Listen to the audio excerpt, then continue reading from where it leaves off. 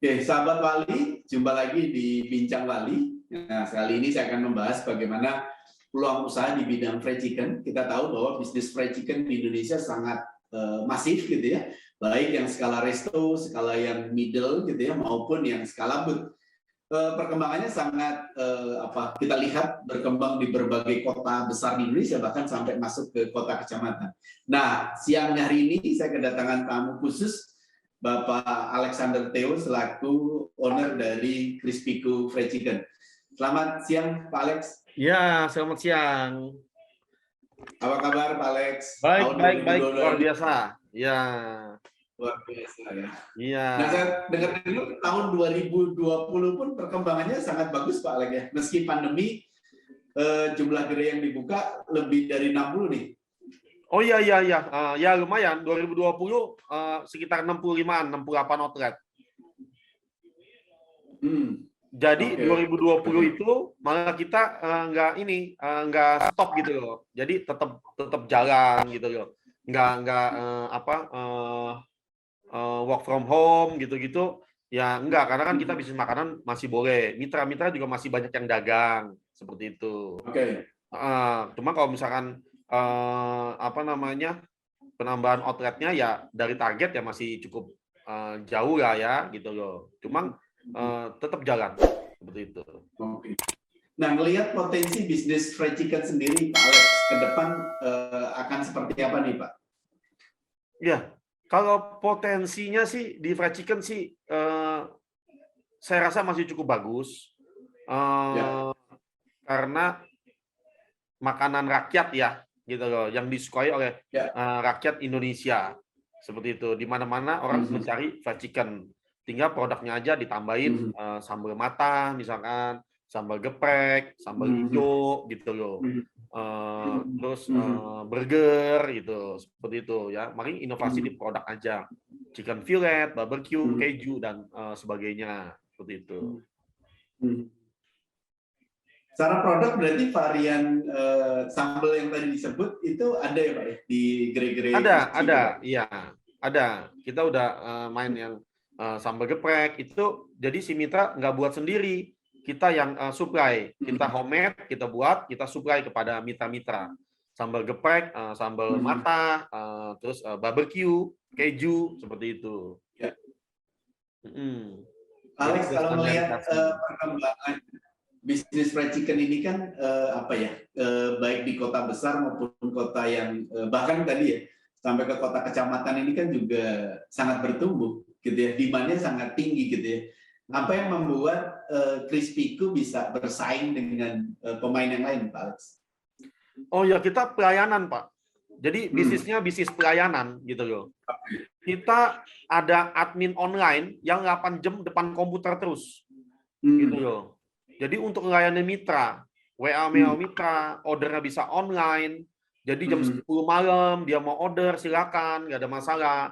Bisa order jam 10 malam, jam 9 malam kan operasional hour kantor udah stop ya, tapi order tetap bisa dilakukan. Besok pagi baru diproses oleh admin kita. Gitu loh. Kita mengutamakan pelayanan. Jadi kalau udah masuk di kita harus jawab WA dengan cepat. Layani mitra cepat, kirim barang dengan cepat, ada keluhan ditanggapi dengan cepat. Nah, itu moto kita, gitu loh, menjadikan Waralaba Crispyku menjadi nomor 1 dan terdepan dan berkualitas. Nah, itu yang kita utamakan kepada mitra-mitra kita, seperti itu. Jangan sampai WA dibalas lama, gitu loh. Nah, itu kita tidak mau seperti itu. Jadi mitra kita terlayani dengan baik, seperti itu. Support yang diberikan apa saja sih, Pak Alex, kalau dari pihak Crispyku sendiri? Nah, kita bikinkan konten buat mitra, ya gambar-gambar, video, konten, video grand openingnya dari dia MOU. Kan kita kan trainingnya juga sekarang ini 4 kali, Pak, gitu loh.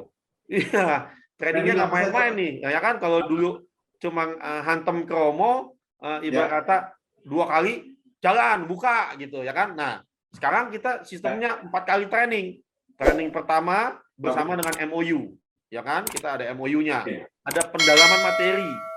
Jadi sebelum mitra gabung itu kita kasih tahu dulu caranya gimana sih supaya bisa sukses. Kenapa mitra A bisa maju, mitra B nggak bisa maju? Nah, ini saya kalau misalkan menjadi mitra Krispiku ini nggak langsung set gitu Pak. Jadi kita MOU dulu. Oke. Ada pendalaman materi, kita kasih Ya. tahu, kita kasih pakai PowerPoint gitu, presentasi. Ya. Kenapa mitra A bisa maju, mitra B nggak bisa maju? Ada 5 kunci, gitu loh, ya kan? Nah, seperti itu. Contoh misalkan kayak lokasinya harus bagus, ya, Oke. maksud pelayanannya harus bagus, ya, Oke. promosi, kebersihan, seperti itu. Ya, ada saya sering sebut 3 saudara kembar. Ya, 3 saudara kembar itu adalah lokasi, masakan bagus, Oke. lokasi, Ya. pelayanan. Oke. Itu 3 saudara kembar yang mitra harus pegang, gitu loh. Ya, Lokasi. lokasinya harus bagus, Oke. masakannya harus bagus, pelayanannya juga harus bagus. Ya. Kalau salah satunya nggak terpenuhi, penjualannya nggak bisa fantastis, gitu loh. Nggak bisa pesat sekali gitu loh, ya. Nah, kalau 5 ada satu lagi kebersihan sama promosi. Pak, promosinya kok nggak jadi 3 saudara kembar, Pak? Ya. Ada Pak outlet yang nggak pakai promosi tapi penjualannya maknyus gitu loh. Penjualannya 50 ekor gitu loh. Nah, ya kan? Tapi dia nggak pernah masuk GoFood, Pak. Nggak pernah masuk Grab, nggak pernah bikin promo gitu. Nah, bisa terjadi seperti itu. Kenapa? Karena lokasi dia bagus. Dia punya 3 saudara kembarnya. Seperti itu. Jadi lokasi, saya kasih tahu dulu. enak sama pelayanan. Iya, satu aja. Masakannya, lokasinya bagus. Masakannya nggak bagus. Ngedrop, Pak.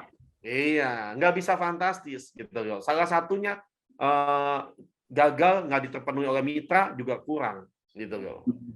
Masakannya bagus, lokasinya bagus, pelayanannya kurang. Nah, itu juga pengaruh seperti itu. Nah, ini menarik nih. Berarti kan ada kunci keberhasilan dari sisi outlet Krispiku ya. Pertama soal lokasi, Pak. Nah, ketika mitra baru, Pak, untuk mencari lokasi yang bagus itu seperti apa sih, Pak? Kalau dari Krispiku? Nah, dari kacamata saya itu ya, lokasi yang bagus itu dinilai oleh si mitra sendiri yang dia berada memang tinggal di daerah situ gitu loh ya. Nah, 20% penilaian dari pusat adalah kalau dia bukanya outlet yang boot, jangan buka di pinggir jalan raya besar. Oke. Seperti itu ya. Buka di agak-agak padat penduduk, masuk-masuk ke dalam nggak apa-apa. Itu lebih ramai. Kalau di pinggir jalan raya besar, malah bisa nggak jalan. Kecuali mini resto. Gitu loh. Nah, kalau mini resto boleh di pinggir jalan raya besar. Pemukiman padat penduduk. Itu bagus. Seperti itu. Paling seperti itu, Pak. Pemilihan lokasinya itu yang paling lebih ngerti ramai apa tidaknya adalah mitra, Pak ya? Mitra. Karena pernah saya salah penilaian, Pak. Di daerah Kodamar itu ada food court, Pak. Ya kan, Pipal namanya kan. Nah, saya bilang kalau daerah situ kurang, Pak. Saya bilang. Dia tapi tetap buka. Gitu. Karena masuk situ pun nggak gampang karena kan berhubungan dengan anggota gitu kan. Nah, daerah Kodamar kan angkatan laut. Akhirnya tetap dia buka. Nggak taunya 50 ekor sehari. Karena saya beberapa kali food court kan kurang bagus. Gitu loh, ya kan? Food court kurang bagus. Nah, jadi hati-hati kita survei juga jangan salah menilai survei gitu loh. Jadi kalau survei saya bilang kepada mitra, Anda lah yang harus bisa survei. Saya dari pusat 20%. Apa? Tidak boleh di pinggir jalan yang terlalu besar kecuali mini resto. Dan kita jaga jaraknya aja antar mitra satu dengan mitra yang lain, tidak boleh berdekatan. Seperti itu. Berapa, Pak? Jarak kalau di Krispiku sendiri berapa, Pak? Saya 500 sampai 1 kilo. Oh, untuk yang boot ya, Pak ya? Kenapa? Untuk yang boot 500 sampai 1 kilo. Ya, boot. Kalau mini resto ya beda. Mini resto kan bisa 2 sampai 3 kilo gitu loh. Oke. Karena orang mau cari ayam goreng fried chicken, nggak mau dia jauh-jauh gitu loh. Ya kan mungkin ada yang bilang, aduh deket amat Pak, kok cuma 500 sampai 1 kilo. Kenapa? Karena orang naik motor, naik sepeda, jalan kaki, maunya dekat sampai. Kalau terlalu jauh jaraknya, ya orang nggak mau gitu loh. Gitu. Pak Alex tadi kan disampaikan yang kedua itu kan makanan yang enak gitu ya. Nah, salah satu kan standar rasa ini Bukan kan makanan yang enak, Pak, masakan yang bagus. masakan yang bagus. Iya, masakan yang bagus. Kalau cita Oke. rasa kita berani jamin enak, asal Oke. dimasak yang bagus. Ya. Nah, masakan bagus ini yang mitra-mitra kadang suka lolos, Pak. Oke. Udah diajari, di training, tapi begitu implementasi, masakannya ngaco, bantet, keras, tapi pengen maju. Bisa nggak? Nggak bisa. Gitu loh, ya kan? Kadang di situ franchise itu di situ kalahnya. Gitu loh. Kita tetap ada controlling, kita ada kunjungan ke outlet, ya kan, virtual juga ada, fisik juga ada, karena pandemi kita kunjungan virtual, video call segala macam. Kita juga ada grand openingnya, Pak, ramai-ramai terus grand openingnya, gitu loh ya, beli satu gratis satu, semua ada hadiahnya, spin and win. Bapak bisa lihat YouTube kita, Pak. Ya, kita bikin semua. Setiap, Bapak udah pernah lihat belum? Sosmednya juga sangat aktif. Ya, IG-nya juga aktif gitu loh, ya kan. Pokoknya semua mitra kita bikinin videonya. Kenapa? Setiap pembukaan? Semua mitra kita bikinin video GO-nya gitu loh. Oh. Iya. Berarti setiap GO nanti ada videonya, nanti biar mitra yang akan promosikan itu ya, Pak Alex. Iya, kita promosikan juga, kita masukin ke YouTube kita, ke YouTube, IG kita masukin gitu loh. Seperti itu. Kalau buat mitra mah banyak, Pak, diskon, diskon tepung, ke situ cashback ayam gitu loh. Iya. Bahkan ayam lagi naik aja, Pak, kita nggak naikin harga loh. Saat pandemi? Nggak, ini sekarang ini ayam lagi pada naik, Pak. Oh. Kita nggak naikin harga gitu loh. Profit marginnya kita turun, nggak apa-apa. Yang penting di lapangan nggak ada masalah, karena kalau kita naikin harga kan di lapangan ke end user harganya ikut naik kan. Betul. Gitu loh, ya kan? Ya. Nah, kita nggak naik harga. Gitu loh. Setahun tuh ada berapa kali, Pak Alex, kalau biasanya kan terjadi kenaikan harga itu kan apa, misalnya pas mau lebaran, mau Natal misalnya. Atau sekarang... Oh iya. Kalau ayam seperti itu, tahun baru kayak sekarang nih. Itu naik, lebaran naik gitu loh. Ya, momen-momen seperti itu naik, Pak. Okay. Malah setelahnya yang naiknya tinggi. Bukannya menjelangnya. Setelahnya itu baru naiknya tinggi. Kenapa? Karena peternak belum pada pulang kampung. Gitu ya. Jadi peternak belum pulang kampung ya, Pak Alex? Iya, belum balik lagi ke kandangnya gitu loh. Buat produksi gitu loh. Bapak pasti mengira kan pas sebelum lebaran itu naik, udah setelah lebaran turun, bener nggak? Ya. Ya kan? Salah, Pak. Setelah lebaran lebih naik lagi, Pak. Oh, karena orang belum pulang kampung. Iya. Karena setelah lebaran itu belum pada peternak-peternak itu belum pada balik ke kandang gitu loh. Ya. Nah, itu kita yang menanggung tuh marginnya tuh. Saya banyak lah ininya lah gitu.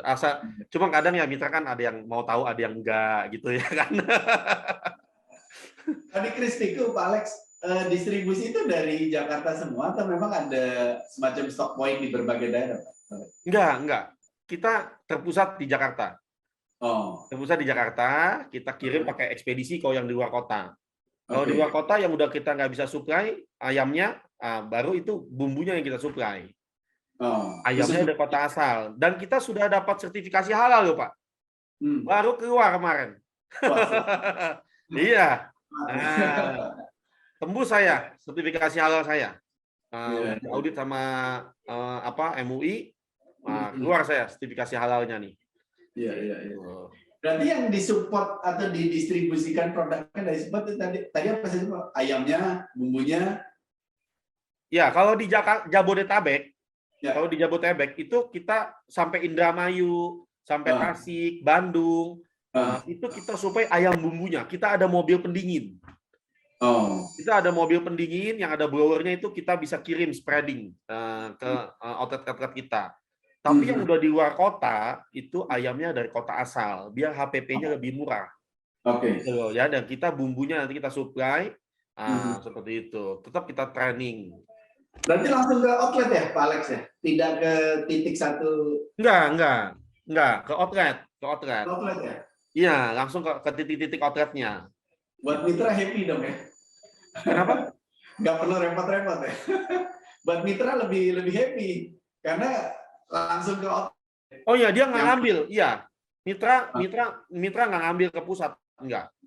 Tapi beberapa mitra pun kalau misalnya mau yang urgent tetap ngambil ke pusat atau yang di bawah minimal. Yang di bawah minimal ya dia ngambil ke pusat ke Cakung gitu loh.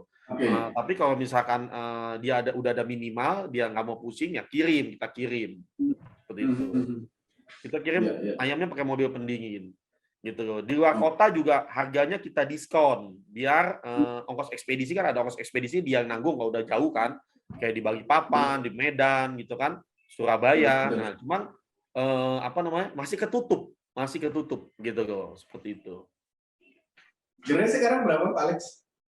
Saya kurang lebih udah buka sekitar 700 outlet, Pak. 700-an. Iya, 700. Kalau yang booth presentasinya berapa, Pak? Yang booth ya, enggak, rata-ratanya kan booth mini resto paling bisa diukur pakai bisa dihitung sekitar 4 atau 5 outlet. Oh. Rata-ratanya memang booth kios yang meja kursi mungkin ada 10, 5 seperti itu. Oh. Itu, Pak. Jadi mayoritas di booth sama kios gitu, Pak Alex ya? Ya, booth. Lebih banyak di booth, Pak. Ya. Oke. Kalau mini restonya ada, cuma nggak banyak kan, kita ada di Cikarang juga ada gitu, Medan juga ada. Mayoritas Jabodetabek tadi, Pak. Iya, Jabodetabek, Surabaya ada beberapa, Medan, Palembang, Balikpapan, di Bali waktu itu ada, tapi sekarang dia lagi itu dulu ya, pindah keluar kota seperti itu. Ya. Jadi paling jauh Medan ya? Manado ada, Pak, Manado. Oh, Manado ada? Ya, ada sama Sibolga nih. Ya. Investasi kalau yang booth berapa, Pak Alex sekarang? Oh, murah, Pak. Paket modern 22 juta, eksklusif 28, istimewa 55, mini resto 250. Itu sudah pakai fryer ya, Pak, masaknya ya? Bukan pakai wajan loh. Ya, pakai di fryer masaknya. Di fryer ya? Iya, bukan pakai wajan yang ada termostatnya gitu loh. Betul. Iya. Sehingga kualitas rasa itu lebih terjaga ya, Pak Alex? Betul, hasil masakannya lebih bagus gitu loh, nggak benyek, nggak basah gitu loh, lebih kering gitu loh. Karena ada temperaturnya. Kalau dulu kan pakai wajan, ya kan? Nah itu masih belum bagus kalau pakai wajan. Tapi kalau yang di booth itu pakai deep fryer juga? Semua pakai fryer sekarang. Oh. Pakai fryer. Ya. Kalau training mesti di pusat atau mesti di lokasi, Pak? Training kan kita ada 2 macam, Pak. Training di kantor kita, sama di outlet dia. Jadi 2 hari GO kita temenin. Jadi kita ada 4 kali, 2 kali di tempat kita, 2 kali di tempat mitra. Seperti itu. Kalau yang jauh, Pak Alex? Ya kita datang. Kalau misalkan memang mau dia nggak ada masalah, datang kita ke Balikpapan, ke mana? Medan kita datang, ke Bali kita datang gitu loh. Surabaya.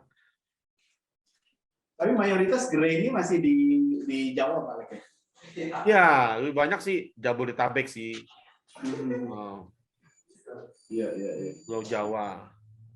Pak Alex, Crispy ini kan salah satu pemain lah ya, di top 5 di industrinya gitu. Apa sih yang dilakukan Crispy sehingga bisa lebih menonjol nih, Pak, secara brand maupun secara jumlah sebaran gerai ini kan juga menguasai market ya. Jadi secara market juga sangat baik ya, Pak Alex ya. Oh, itu top 5 dari mana, Bapak? Analisanya.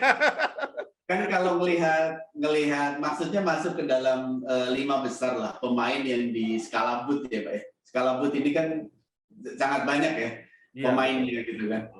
Nah, ini kan Chris Pico kalau 700 lainnya ada yang 2000 gitu kan. Berarti kan ini salah satu pemain yang unggul di kategori boot ini Pak Alex. Ya. Ya, saya juga kemarin baca-baca berita, saya masuk itu ke Indonesia Today.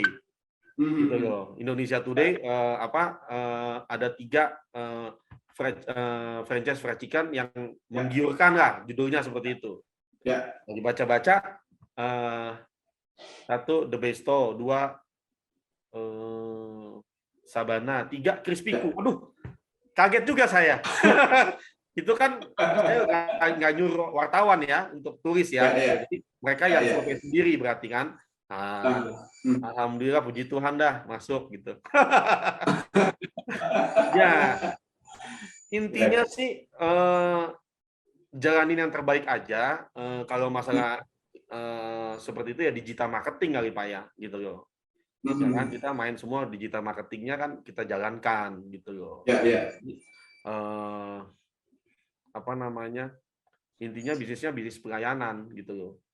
Mitra jangan sampai udah masuk tapi dicuekin gitu loh, nggak dilayanin. Saya paling concern dengan komplain gitu loh, ya kan? Komplain itu harus diselesaikan. Masalahnya di mana, diperbaiki segala macam gitu loh. Jadi benar-benar kita sama staff kita strict aja lah. Kalau misalkan ada yang komplain itu kita harus secepatnya tanggepin. Gitu loh, nggak balas WA nggak boleh lama segala macam gitu loh, ya kan, nggak boleh gantungin customer atau apa gitu loh, karena kita sendiri kalau digituin sama orang kan nggak enak gitu loh, ya kan. Seperti itu Pak, mungkin digital marketing lah ya yang berperan ya kalau misalkan bisa mendapatkan outlet ya. Tapi saya nggak tahu juga nih bagus apa nggak nih 60 outlet itu gitu loh, ya, cukup bagus apa nggak kalau menurut Patri cukup bagus ya puji Tuhan lah ya gitu ya. Pandemi bukan 60 bagus lah Pak. Bagus ya. Wah, puji Tuhan lah masih bisa dipercaya kita gitu ya. Pak Alex, Chris Pico tadi kan tahun ini buka 60 gitu ya. Terus kedua secara gerai juga buka 700-an gitu kan. Ini kan juga cukup banyak Pak Alex ya. Nah, yang menarik Pak Alex, kalau dengar dari cerita Pak Alex ini kan 700 di handle gitu ya, ikut campur tangan. Bukanya ya Pak, bukanya ya. Ada yang tutup, ada yang buka Pak, ya. Iya. Nah, apa Pak Alex yang membuat Chris Pico bisa berkembang sampai buka 700 tadi itu Pak? Tadi kan melalui digital marketing gitu ya, melalui pameran. Mungkin bisa juga dari mitra-mitra yang sudah berjalan atau ada strategi pemasaran lain Pak untuk mengembangkan bisnis ini sendiri Pak? Ya semua yang berhubungan dengan digital marketing gitu loh. Itu yang bisa membuat kita dikenal gitu loh. Iya gitu loh. Semua ya berhubungan digital marketing ya medsos gitu loh, iklan gitu loh. PR-nya juga kita udah jalankan. Influencer kita jalankan gitu loh. Seperti itu Pak gitu loh. Kerja sama influencer Pak Alex? Ada. Kemarin kita ada 5-6 influencer. Kita pakai juga waktu itu Farida Nurhan, kita pakai. Ya, Farida Nurhan coba-coba pakai, nanti mungkin ada Magdalena, Carlos gitu loh. Step by step lah. Kemarin tapi udah eksekusi Farida Nurhan tahun lalu. Gitu loh. Pengaruhnya seberapa besar Pak Alex? Biasa influencer ini? Enggak gitu kalau saya bilang. Enggak terlalu besar, tapi ya harus dicoba lah. Gitu loh. Harus dicoba gitu loh. Jadi lebih ya pokoknya semua lini mengenai marketing kita coba gitu loh. Public relation saya pernah masuk 5 berita, 6 berita gitu. Ya itu kita masukin sendiri gitu loh. Medsos kita jalankan, Google Bisnis kita jalankan gitu loh. GMB. Paling efektif digital marketing berarti, Alex? Iya lah. Iya, digital marketing. Semua kan orang lihat dari internet gitu loh. Ya, ya, ya. Kalau pameran maka saya rada kurang, nggak tahu kenapa. SPG udah pakai. Belum rezekinya kali, Iya, Pak. iya, iya. Tapi saya rata-rata dari internet. Dari internet ya. Rata-rata iya. Kan Bapak tahu, saya nggak cari customer. Customer cari saya. Customer datang sendiri ya. Ya, saya kan nggak follow up. Mantap. Nah, tapi Ya, ya, ya. mulai tahun 2 tahun ini saya belajar follow up. Saya suruh staff saya follow up. Gitu loh. Saya kan nggak follow up, Pak. Dia WA kita balas, dia WA kita balas. Intinya seperti itu. Gitu loh. Tapi saya nggak pernah, Pak kapan mau gabung? Nggak pernah seperti itu. Jadi bukannya sombong, Pak. Cuman kalau mereka punya keinginan untuk usaha, pasti mereka cari kita. Gitu loh. Nggak usah disuruh pun pasti ingin usaha dan kita akan support. Gitu loh. Kita bertanggung jawab, kita support seperti itu. Nah, itu yang masih dalam pikiran saya seperti itu, Pak. Nah, tapi ya tetap kita belajar untuk follow up. Udah 6 bulan ini ya saya ada yang buat follow up lah gitu loh. Ya, ya, ya. Follow up dalam arti marketing ya, Pak ya. Kalau follow up dalam arti operasional, kita ada timnya gitu loh. Kalau marketing udah ada timnya sih sekarang, udah mulai ada. Jadi yang bulan ini belum gabung, bulan depan kita follow up gitu. Tapi yang existing di bulan ini saya nggak follow up. Nah, itu amazing-nya di bisnis ini begitu tuh, Pak. Makanya orang pengen mau semua di bisnis ini. Mana penasaran kali, karena nggak di follow up gitu. Ya kan tiba-tiba dari follow up aja yang bergabung banyak ya. Iya, Pak. Tetap follow up, cuma mungkin tidak terlalu ekstra lah ya, karena menjual bisnis itu kan harus ada seni tersendiri, Pak Alex ya. Ya. Nah, kalau di sini saya senengnya gitu. Kok masuk gitu loh. Saya nggak tanyain gitu, maksudnya kan perlu jeda waktu ya kan, seminggu 2 minggu. Pokoknya intinya rata-rata 95% datang ke kantor saya gabung. Rata-rata, Pak, gitu loh. Bukannya menyombongkan diri, bukan gitu loh. Jadi rata-rata gabung ya. Mungkin ya puji Tuhan, alhamdulillah bisa dipercaya gitu loh. Sekarang, tapi dulu Pak, yang amazing dulu, yang kita cuma ruang tamu Pak, yang disemper. Nah, yang ruang tamu doang saya depan-depanan doang sama orang gitu ya kan. Ibarat kata ngobrol pakai brosur doang, ibarat kata ya ada laptop sih depan tinggal pencet-pencet doang, tapi bentuknya kan masih ruang tamu gitu-gitu. Mereka gabung Pak, percaya. Gitu loh. Jadi kalau boleh saya rangkum, dulu mereka percaya sama si Alek, Pak. Gitu loh. Yang dia beli apa? Iya. Yang dia beli apa? Yang dia beli Aleknya. Gitu loh. Dia beli orangnya. Gitu loh. Nah, kalau udah lama lah, maksudnya ini dulu sekali, maksudnya tahun 2000 mungkin 10 sampai 2013 ya, karena saya 2014 ke atas kan saya udah nggak presentasi. Anak buah saya yang presentasi, staf saya kan yang presentasi. Nah, kalau dulu sekali waktu merintis yang dibeli si Alek. Nah, orang percaya kepada Aleknya. Nah, tapi kalau sekarang, yang bukan sekarang, maksudnya ya, udah beberapa tahun yang lalu ya gitu ya, setelah saya nggak presentasi, yang dibeli brandnya, the power of brand. Gitu. Kalau dulu the power of Alek, sekarang the power of brand. Jadi orang percaya kepada brandnya, gitu loh. Seperti itu ya, mungkin seperti itu lah kalau misalnya boleh dirangkum. Kalau dulu kan saya nongol ya kan. Nah, kalau sekarang saya nggak ketemu sama mitra Pak. Sekarang udah staff semua nih, dari MOU juga ya kan, pendalaman materi saya udah ajarin sama staff saya, jadi saya nggak ketemu sama mitra saya, gitu loh. Tapi ya tetap berjalan lah, gitu loh. Oke, Pak Alek, sangat menarik Pak Alek perbincangan sore hari ini gitu ya. Mungkin terakhir Pak Alex, tips berhasil kembali mungkin bisa disampaikan bagaimana ketika mitra join gitu ya, dan juga mereka tadi kan ada 5 tips Pak ya yang harus diperhatikan gitu ya. Betul mulai ya. dari sampai kebersihan gitu ya.